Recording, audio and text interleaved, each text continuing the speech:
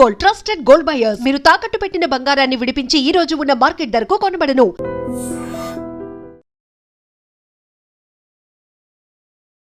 నమస్కారం, welcome to I dream. ధర్మ మార్గం విత్ విజిత కార్యక్రమానికి స్వాగతం.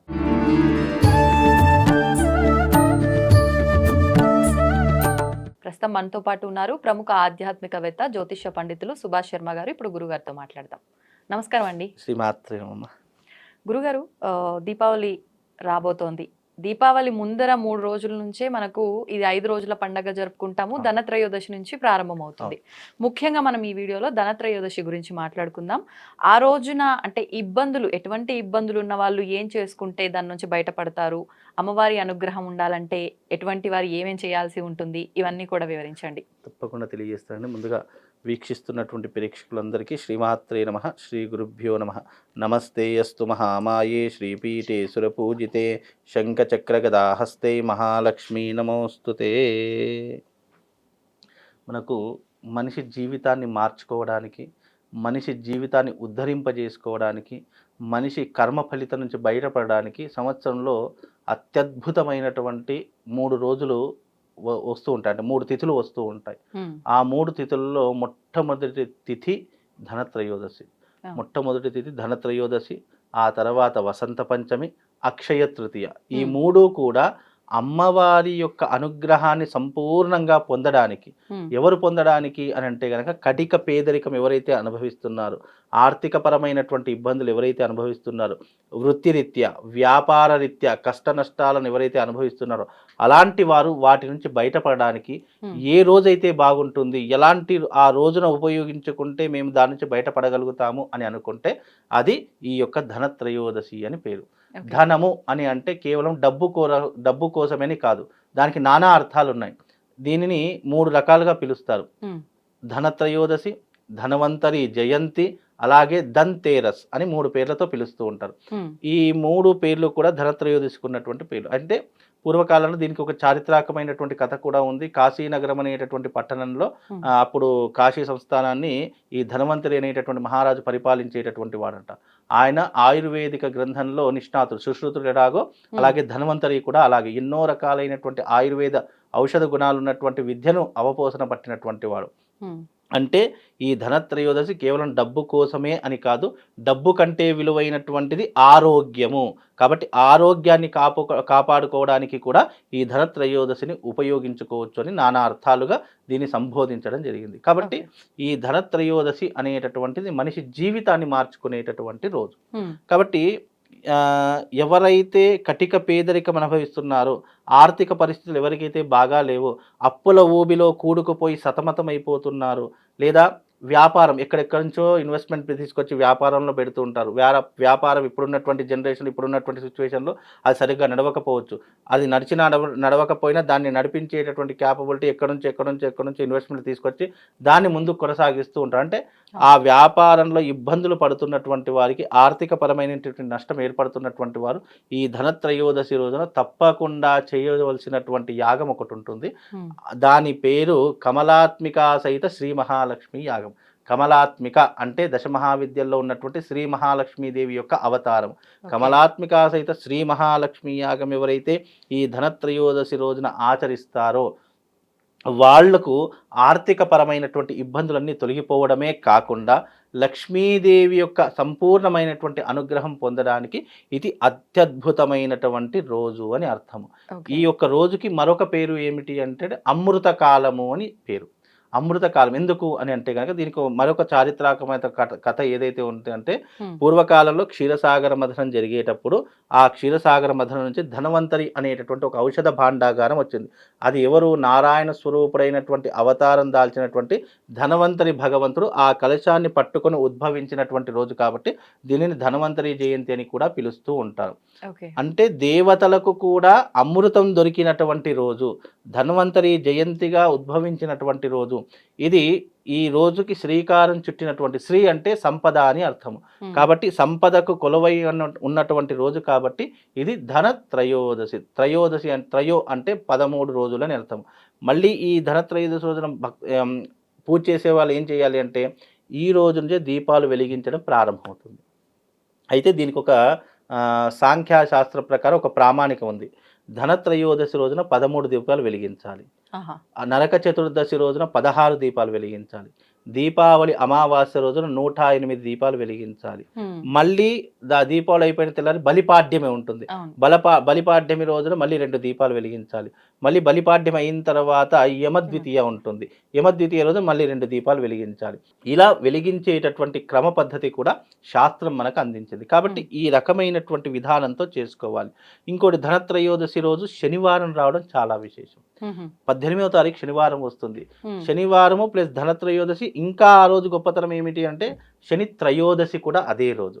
కాబట్టి శని త్రయోదశి, అలాగే ధన్వంతరి త్రయోదశి, అలాగే ఆ రోజున ఎవరెవరు చేసుకోవాలి అని అంటే తప్పకుండా చేసుకోవాల్సినటువంటి ఏలినాటి శని అనుభవిస్తున్నటువంటి వారు, అర్ధాష్టమ శని అనుభవిస్తున్నటువంటి వారు, అష్టమ శని అనుభవిస్తున్నటువంటి వారు, ఆ తర్వాత సప్తమ శని అనుభవిస్తున్నటువంటి వారు, ఈ 4 రాసుల వారు తప్పకుండా చేయించుకోవాలి. ఇప్పుడు ఏలినాటి శని ఎవరెవరికి అవుతుంది అని అంటే గనక మీనరాశిలో సంచరిస్తున్న జన్మజాతకంలో మీనరాశి ఉన్నటువంటి వారు, మీన, మేష, వృషభ ఈ 3 రాసుల వారు తప్పకుండా ఈ యొక్క ధనత్రయోదశి రోజున ఆచరించే శ్రీ మహాలక్ష్మి యాగం చేసుకోవాలి. ఎందుకు? ఏలినాటి శని ప్రభావం వాళ్లకు విపరీతంగా ఉంటుంది కాబట్టి. అలాగే కుంభరాశి వారు కూడా ఈ యొక్క యాగం చేసుకోవాలి. వాళ్ళకి ఇంకా 2.5 సంవత్సరాల పాటు శని ప్రభావం ఉంటుంది కాబట్టి. అంటే ఆల్రెడీ ఉన్నారు ఇప్పుడు ఆల్రెడీ ఇప్పటికి శని తర్వాత అష్టమ శని, అష్టమ శని అష్ట కష్టాలను కలిగిస్తుంది. ఆరోగ్యపరంగా, ఆర్థిక పరంగా, అలాగే వ్యాపార అన్నిటి పరంగా కష్టాలు కలిగిస్తుంది. అంటే సింహరాశి వారికి అష్టమ శని ప్రారంభమైంది కాబట్టి సింహరాశి వారు చేయించుకోవాలి. అలాగే ఇప్పుడున్నటువంటి స్థానంలో మళ్ళీ అర్ధాష్టమ శని వృశ్చిక రాశి వారు ఈ యొక్క యాగం చేసుకోవాలి. అంటే మీన, మేష, వృషభ రాశి వాళ్ళు, అలాగే సింహము, అలాగే వృశ్చికము, కుంభము ఈ రాశుల వారు తప్పకుండా ఈ ధనత్రయోదశి, ఎందుకు అని అంటే గనక 199 సమస్యలు డబ్బుతోనే ముడిపడి ఉన్నాయి. ఆ 199 సమస్యలు డబ్బుతో ముడిపడి ఉన్నటువంటి వాటిని మనం బయటపడాలి అంటే డబ్బుకి అధినాయకురాలు ఎవరు, దానికి స్థాపన ఎవరు అంటే శ్రీ మహాలక్ష్మి. శ్రీ మహాలక్ష్మికి అనుసంధానమైనటువంటి రోజు ఏంటి? ధనత్రయోదశి. కాబట్టి ఇన్ని రకాలైనటువంటి ధనత్రయోదశి ఏ మనిషి అయితే వినియోగించుకుంటాడో శని ప్రభావం నుంచి బయటపడగలుగుతాడు, తాను తన జీవితంలో ఉన్నత స్థాయికి చేరుకోగలుగుతాడు.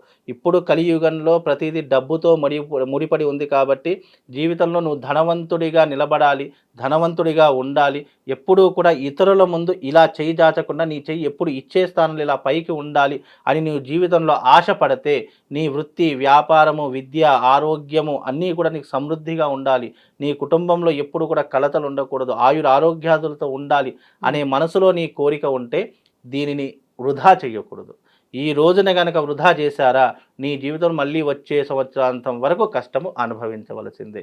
నువ్వు కష్టాల ఊబిలోంచి బయటపడాలి, బాధలు, ఇబ్బందుల నుంచి బయటపడాలంటే ఈ ధనత్రయోదశి రోజున తప్పకుండా ఈ యొక్క కమలాత్మికా సహిత శ్రీ మహాలక్ష్మి యాగంలో పాల్గొంటే తప్పకుండా వాళ్ళకి శుభం లాభంతో పాటు పాల్గొన్నటువంటి వారికి విశేషంగా అమ్మవారి ప్రసాదం కూడా దొరుకుతుంది. అదేంటి? శ్రీయంత్రం దొరుకుతుంది, తర్వాత శివశక్తి స్ఫటికలింగం దొరుకుతుంది, అలాగే ఆ పూజలు అవన్నీ ఏంటి? ఐశ్వర్యాన్ని ఇచ్చేటటువంటి వస్తువులు. మనకు కొన్ని సముద్రంలో దొరికేటటువంటి వస్తువులు ఐశ్వర్యప్రదంగా ఉంటాయి. ఎందుకంటే లక్ష్మీదేవి పుట్టినటువంటి ఇల్లే సముద్రము. అందులో దొరికిన ప్రతి వస్తువు లక్ష్మీప్రదమైన, శంఖం కాడు నుంచి, గవ్వల కాడు నుంచి, మనకు దొరికే గోమతి చక్రాల కాడు నుంచి, సముద్రంలో దొరికే ప్రతిదీ కూడా పూజనీయంగా మనం పూజిస్తూ ఉంటాం. ఎందుకు? అవి లక్ష్మీదేవి ప్రధానంగా పూజించబడుతూ ఉంటాయి. కాబట్టి ఇలాంటివి కొన్ని వస్తువులను కూడా వాళ్ళకి ఇస్తూ ఉంటాము. కాబట్టి ఈ యాగంలో పాల్గొంటే వాళ్ళకి శుభం లాభంతో పాటు అదృష్ట యోగం కూడా కలుగుతుంది. ఇప్పుడు కొంతమందికి అంటే వయస్సు దాటిపోతున్నా కూడా వివాహం కాదు, అట్లాంటి వాళ్ళు కూడా యాగం చేసుకుంటే ఫలితం ఉంటుందా? తప్పకుండా అమ్మ. వివాహం కానటువంటి వారికి, సంతానం లేనటువంటి వారికి, భార్యాభర్తల మధ్య వివాదాలు జరుగుతున్నాయి, అస్సలు మా ఇద్దరికి బాగుండట్లేదండి, ఒకళ్ళ ముఖాలు ఒకళ్ళు చూస్తే కోపాలు వచ్చేస్తున్నాయి, ఇంట్లో ఈర్ష్య, అసూయ, ద్వేషాలు పెరిగిపోతున్నాయి, అసలు ఇంట్లో అడుగు పెడితే మనశ్శాంతి ఉంటలేదండి, ఎన్ని డబ్బులున్నా మనశ్శాంతి మాత్రం కరువైపోతుంది. అలా మనశ్శాంతి లేకపోయినా ప్రతి ఒక్కదానికి ధనత్రయోదశి, అసలు ధనత్రయోతిథే ఒక అద్భుతమైనటువంటి, దాన్ని అమృతకాలము అని అన్నాం. ఎందుకు? ఆ రోజునే అమృత భాండాగారం బయటకు వెలువడింది కాబట్టి ఆ రోజంతా అమృతకాలమే. మార్వాడి వాళ్ళ దగ్గర డబ్బులు ఎందుకు నిలుస్తాయండి అని అంటే వాళ్ళకున్నటువంటి సీక్రెట్ ఏంటో తెలుసా? ఎవ్రీ ధనత్రయోదశి రోజున రాత్రి 11 గంటల మధ్య నుండి 12 గంటల మధ్య కాలం సింహలగ్నం వస్తుంది. Okay. ఆ సింహలగ్నంలో వాళ్ళు రహస్యంగా పూజిస్తూ ఉంటారు. అసలు ధనత్రయోదశి అంటే రహస్య పూజ ఇది. ఎవరికి కూడా చెప్పకూడదు. సైలెంట్గా రావాలి, సైలెంట్గా వచ్చి చేయించుకొని వెళ్ళిపోవాలి. మూడో కంటికి కూడా తెలియకూడదు అని శాస్త్రం నియమం ఇది. ఎందుకు అని అంటే కనుక ధనత్రయోదశి రోజున పూర్వకాలంలో చేసే పద్ధతి ఎలా ఉండేదంటే, పూర్వకాలంలో మార్వాడి వాళ్ళు ఈ యొక్క ధనానికి ఉన్నటువంటి రాసులుగా పోసేవాళ్ళు. కుప్పలు కుప్పలు కుప్పలుగా పెట్టి వాటిని పూజించి మళ్ళీ దాన్ని అంతటిని కూడా భాండాగాలు అంటే ఈ ఇత్తడి బిందెలలో లంకె బిందెలు అని చెప్పి వింటూ ఉంటాం చూసారా, అలాంటి బిందెలను నింపి మళ్ళీ వాటిని తవ్వి ఇంట్లో నిక్షిప్తం చేసేవాళ్ళు నిక్షిప్తం చేసేవాళ్ళు. అంటే సంవత్సరానికి ఒకసారి తప్పకుండా తీసి దాన్ని పూజించి మళ్ళీ భూస్థాపితం చేసేవాళ్ళు. అలా సంవత్సరానికి వాళ్ళకి ఆదాయం పెరిగి దాంట్లో కొద్దిగా కలిపి వాటిని పెంచుకునేటటువంటి స్వభావం పూర్వకాలంలో ఉండేది. ఇప్పుడంటే లాకర్స్ వచ్చేసాయి, బ్యాంకులు వచ్చేసాయి, ఇంట్లో లాకర్స్ పెట్టుకుంటున్నాం, బీరువాలు పెట్టుకుంటున్నాం. కానీ పూర్వకాలంలో అలా కాదు. లంకె బిందెల్లో మార్వాడి వాళ్ళు దాచుకున్నారు. అందుకే మార్వాడి వాళ్ళ దగ్గర డబ్బులు ఎందుకు ఉంటాయండి, వాళ్ళు వ్యాపారంలో నిక్కచ్చిగా ఎందుకు ఉంటారండి, సొంత అన్నదమ్ములు కూడా నమ్మరు. ఎందుకు అని అంటే వాళ్ళు పద్ధతులను కాపాడుకున్నారు. వాళ్ళ వంశపారంపర్యంగా అంటే అనాదిగా వస్తున్నటువంటి ఆచారాన్ని వాళ్ళ తాతలు ఇలా పరంపరంగా వచ్చి వాళ్ళ సాంప్రదాయాన్ని కాపాడుకున్నారు.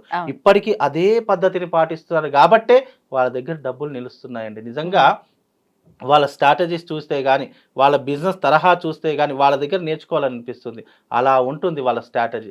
కాబట్టి ధనత్రయోదశి అనేటటువంటిది నీ జీవితాన్ని ఉద్ధరింపజేసేటటువంటిది.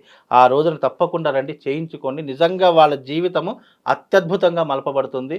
తప్పకుండా ఆ రోజు నుంచి వాళ్ళు ఆఫ్టర్ లైఫ్ బిఫోర్ లైఫ్ అన్నట్టుగా మారిపోతుందండి. ధన్యవాదాలు గురుగారు.